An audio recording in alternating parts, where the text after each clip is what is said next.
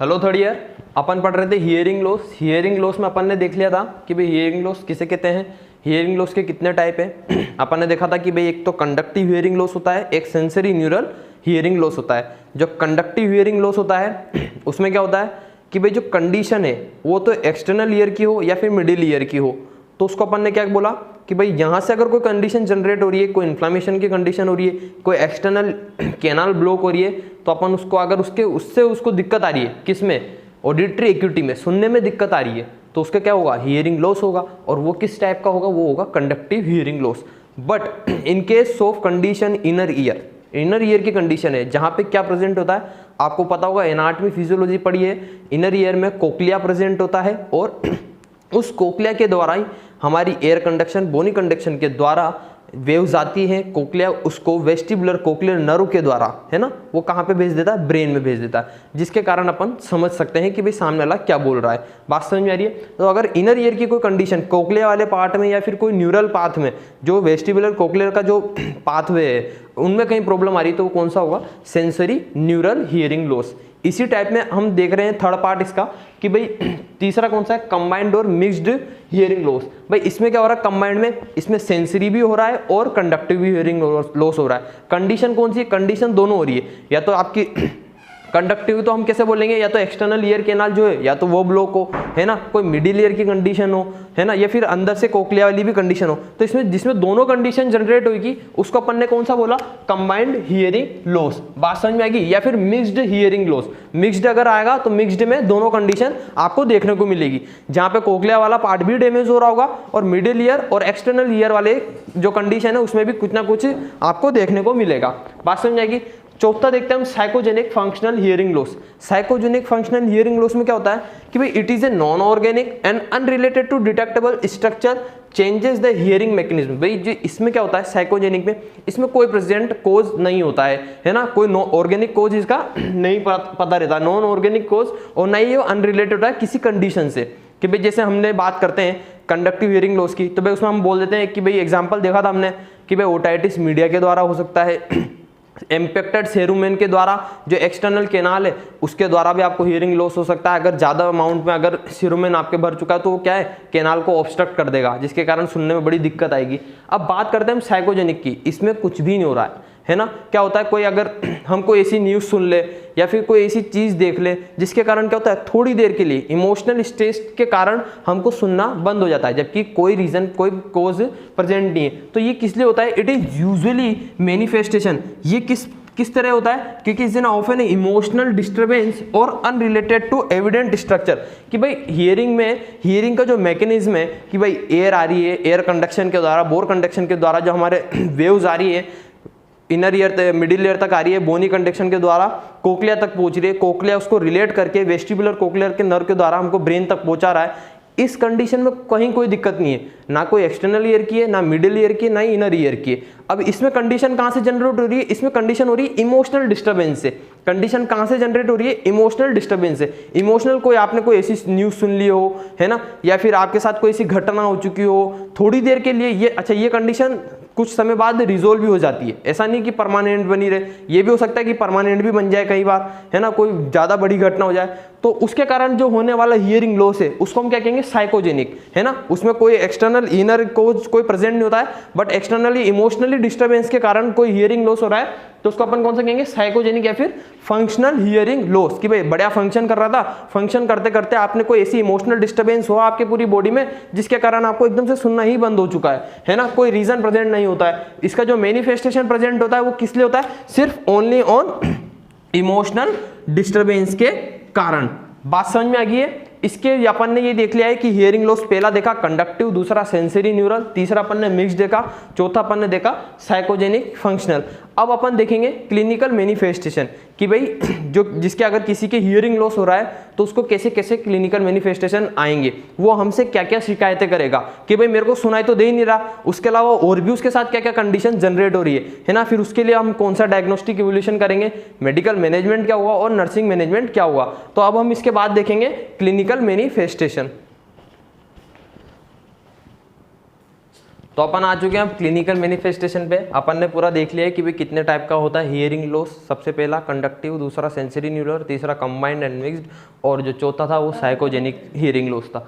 अब बात करते हैं कि भाई कोई हियरिंग लॉस का पेशेंट आया है आपके पास, तो उसका जो मैंने क्लिनिकल मैनिफेस्टेशन होंगे वो क्या क्या होंगे। सबसे पहले वो क्या कंप्लेन करेगा आपके पास, टिनिटस की, है ना। टिनिटस यानी क्या होता है, ringing sensation in the year. मतलब उसको क्या लगेगा, वो क्या बोलेगा कि भाई मेरे अंदर बिल्कुल घंटियाँ बज रही है ना। क्या बोलेगा वो, बिल्कुल घंटियाँ बज रही। तो ringing sensation in the year, उसको अपन क्या बोलते हैं, टिनिटस बोलते हैं। बात समझ में। चेंजेस इन एटीट्यूड, भाई अगर किसी को सुनाई नहीं देगा तो उसका एटीट्यूड वैसे ही चेंज नजर आएगा। बात समझ में। अगर आज अपन को बिल्कुल भी समझ में नहीं आया तो आज अपना बिहेवियर जो है बिल्कुल चेंज हो जाएगा। तो उसका जो नॉर्मली एटीट्यूड है उससे वो बिल्कुल डिफरेंस हो जाएगा उसका एटीट्यूड। स्पीच डिटेरियोरेशन, उसको बोलने में जब उसको कुछ सुनाई नहीं देगा तो वो समझेगा कि भाई मैं किसी को समझ के क्या बोलूँ, है ना। जब कुछ अपन को कुछ सुनाई देता है, सामने वाला कुछ बोलता है, अपन उससे रिलेटेड कुछ बात बोलते हैं, पर जब उसको कोई सामने वाले की या फिर किसी आसपास के एनवायरनमेंट की कोई चीज़ सुनाई नहीं दे रही है तो उसकी जो स्पीच है उसमें भी बड़ी डिफिकल्टी आएगी। तो जो किसको देखने को मिलेगी, तुम नर्सिंग हो, ऑब्जर्वेशन तुम करोगे तब तुमको दिखेगा कि इसके स्पीच में भी बड़ी दिक्कत आ रही है। बात समझ में आ रही है। फटीग इंडिफरेंस, भाई कैसा रहेगा, उदासीन रहेगा, है ना, थका सा रहेगा, क्योंकि उसको क्या हो रहा है, बिल्कुल अपन एक्टिव रहते हैं कब, जब अपन को आसपास का एनवायरनमेंट का पता रहे, भाई इधर से आवाज़ आ रही, इधर से आवाज़ आ रही। जब उसको बिल्कुल भी आवाज़ नहीं आएगी तो उसकी ये चीज़ भी अपन को देखने को मिलेंगे। सोशल विड्रॉल, समाज से बिल्कुल कटा रहेगा वो, है ना, कि भाई उसको लगेगा जब मेरे को कुछ सुनाई नहीं दे रहा है, कोई दिखाई नहीं दे रहा है, तो मतलब एक तो उसको अजीब सा अपने आप को एक सेपरेट सा नजर आएगा उसको, है ना। उसको एक कैसा दिखेगा, सेपरेशन तो दिखा, इनसिक्योरिटी फील होगी उसको। कैसी होगी इनसिक्योरिटी, भाई आज अपन को पता था कि अगर कोई पीछे से आ रहा था तो अपन को आवाज़ आती है ना, तो अगर उसको ऐसा कुछ दिखेगा, डर लगेगा, तो इनसिक्योरिटी भी उसको, जाहिर सी बात है कि उसको इनसिक्योरिटी होगी अगर किसी को ऑडिटरी प्रॉब्लम है, सुनाई नहीं दे रहा है। बात समझ में आ रही है। सस्पिशियसनेस, कैसा रहेगा, सस्पिशियसनेस रहेगा, बिल्कुल हर किसी पे शक करेगा। फॉल्स प्राइड, क्या हो रहा है उसमें कि भाई इसमें फॉल्स प्राइड में कि भाई उसकी जो झूठी शान, उसको उस तरह की कैसी दिखेगी, झूठी शान दिखेगी। फिर उसके बाद लोनलीनेस और अनहैप्पीनेस, कैसा अकेला फील करेगा अपने आप को, कैसा फील करेगा, अकेला फील करेगा, क्योंकि क्या हो रहा है, उसके कुछ सुनाई नहीं दे रहा है, उसको ऐसा लगेगा मेरे आसपास कोई है ही नहीं, है ना, अकेला। अनहैप्पीनेस, जब आदमी बड़ा स्वस्थ रहता है तो हैप्पी रहता है, कुछ प्रॉब्लम होगी तो अनहैप्पी रहेगा। बात समझ में आएगी। तो ये भी कैसा उसका क्लिनिकल मैनिफेस्टेशन देखने को मिलेगा। बात समझ में आएगी। अब बात करते हैं इसके डायग्नोस्टिक इवोल्यूशन की, कि भाई डायग्नोस्टिक इवोल्यूशन क्या करे। शुरू में हमने पढ़ा था कि भाई डायग्नोस्टिक इवोल्यूशन के हमने सबसे पहले क्या देखा था, एक ऑटोस्कोपिक एग्जामिनेशन करते हैं। क्या करते हैं, ऑटोस्कोपिक एग्जामिनेशन। तो इसका भी अपन क्या करेंगे, ऑटोस्कोपिक एग्जामिनेशन, कि भाई अगर कंडक्टिव हियरिंग लॉस हो रहा है तो एक्सटर्नल और मिडिल ईयर की प्रॉब्लम होगी। अगर कोई इन्फ्लामेशन की कंडीशन हो रही है, कोई इंपेक्टेड सेरुमेन की कंडीशन हो रही है ना, ईयर कैनाल ब्लॉक हो रही है, तो हम इसकी सहायता से उस चीज को करेक्ट कर सकते हैं। बात समझ में आ रही है। और क्या कराओ, एक वेबर टेस्ट करा दो, है ना, वेबर टेस्ट कराओ, फिर एक रीनर टेस्ट कराओ, ये सारी हमने पढ़ी है। और एक विस्पर टेस्ट, विस्पर टेस्ट पता तुम्हें, फुसफुसाना, है ना। विस्पर टेस्ट में क्या आता है, फुसफुसाना। पेशेंट को सामने बिठा देते हैं, उसके 1 से 2 मीटर जिस कान, एक कान बंद कर देते हैं, दूसरे कान में जिसमें दिक्कत आ रही है उसमें अपन कुछ बोलते हैं वर्ड, और फिर उससे कहते हैं कि इसको रिपीट करो, हमने क्या बोला है ना। तो बात समझेगी। तो उसी तरह का ही क्या है, विस्पर टेस्ट है। अगर उसको सुनाई नहीं दे रहा है तो यानी कि प्रॉब्लम कुछ ना कुछ है। बात समझेगी। तो ये थे इसके क्लिनिकल मैनिफेस्टेशन। डायग्नोस्टिक इवोल्यूशन में अपन 4-5 चीजें करेंगे, जिसमें पहला ऑटोस्कोपिक एग्जामिनेशन, दूसरा वेबर टेस्ट, रीनर टेस्ट और विस्पर टेस्ट। ये सारे टेस्ट अपन ने पढ़ चुके हैं कि इनके अंदर अपन क्या क्या करते हैं। बात समझ में आ रही है। इसके बाद हम देखेंगे इसका मेडिकल मैनेजमेंट, कि भाई मेडिकल मैनेजमेंट में हम क्या करेंगे। बात करते हैं अपन मैनेजमेंट की। अपन हियरिंग लॉस का मैनेजमेंट क्या करें भाई। अगर condition external ear, middle ear की कोई इन्फ्लामेशन हो रहा है, ओटाइटिस मीडिया हो रहा है, इंपेक्टेड सीरोमन हो रहा है, और कोई भी कंडीशन जनरेट हो रही है, टिम्पेनिक मेम्ब्रेन परफोरेशन हो रहा है, तो अपन उसको ड्रग्स के थ्रू करेक्ट कर सकते हैं। इन्फ्लामेशन, पेन जनरेट होता है तो पेन किलर दे देंगे। एंटीबायोटिक, बैक्टीरियल इन्फेक्शन हो रहा है तो अपन उसको एंटीबायोटिक दे देंगे। बट अगर if hearing loss is permanent, अगर परमानेंट हियरिंग लॉस हो चुका है किसी के, है ना, और वो क्या है, अनट्रीटेबल है, यानी कि अब उसको अपन सही नहीं कर सकते। कैसे, या तो medical intervention, surgical intervention. Surgical अपन देखा था ओटोस्क्लोरोसिस, जिसमें क्या होता है, मिडिल ईयर जो है, मेलियस इंकस इम्पेसिस, उसमें क्या होता है, स्टेपिस बोन में ओवर ग्रोथ हो जाता है ओटोस्क्लोरोसिस में, है ना। अब या तो अगर अपन उसको सर्जिकली करेक्ट तो कर दिया है, पर क्या हो रहा है, अब उसमें हियरिंग लॉस जो है परमानेंट हो चुका है। बात समझ में आ रही है। तो क्या होता है, the patient not have surgery, oral rehabilitation include. भाई अगर इस कंडीशन के कारण हम उसको सही नहीं कर पा रहे हैं तो अब हमको आगे क्या करना पड़ेगा, तो हमको आगे यही करना पड़ेगा कि भाई इट इंक्लूड ऑडिटरी ट्रेनिंग। हम उसको क्या देंगे कि भाई उसको ऑडिटरी ट्रेनिंग, साइन लैंग्वेज तुमने सुनी है ना, साइन लैंग्वेज अपन उसको देंगे। Speech training and use hearing aids में बी बेनिफिशियल। हियरिंग एड्स भी क्या करते हैं, हियरिंग एड्स क्या करते हैं, एम्पलीफाई का काम करते हैं।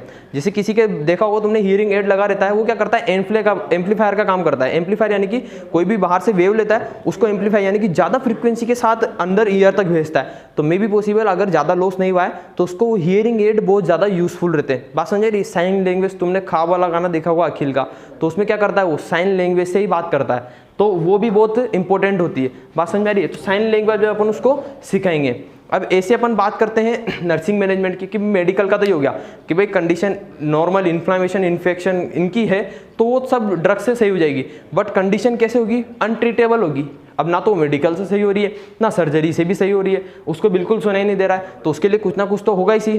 तो उसके लिए क्या है, उसके लिए है कि उसको ऑडिटरी ट्रेनिंग कराओ, उसको स्पीच ट्रेनिंग कराओ, ये सब उसको हेल्प करेगी आगे सर्वाइव करने के लिए। बात समझ में आ रही है। अब अपन देखेंगे नर्सिंग मैनेजमेंट। नर्सिंग मैनेजमेंट में हम क्या देखेंगे, नर्सिंग मैनेजमेंट में हम ये देखेंगे कि भाई क्या करना है, किसी पेशेंट को सुनाई नहीं दे रहा है तो उसके सामने आपको थोड़ा लाउडली बात करना है, ताकि क्या होगा, उसकी जो अपनी वेव्स हैं वो बहुत ज़्यादा हाई फ्रीक्वेंसी से जाएगी और वो उसको हेल्प करेगी। बात समझ में आ रही है। तो नर्सिंग मैनेजमेंट भी कुछ इसी तरह का होगा। साइन लैंग्वेज आपको भी हल्की बहुत साइन लैंग्वेज आनी चाहिए, ताकि अगर आपको कुछ कह रहा है तो आपको वो समझ में आना चाहिए। तो नर्सिंग मैनेजमेंट भी इसी तरह का होगा। उसको इनसिक्योरिटी हो रही है तो आपको उसको सिक्योर फील कराना चाहिए। तो जो कंडीशन क्लिनिकल मैनिफेस्टेशन आ रहे थे उसी के हिसाब से आपको नर्सिंग केयर भी देनी पड़ेगी। बात समझ में आएगी। ये अपन ने पूरा पढ़ लिया हियरिंग लॉस।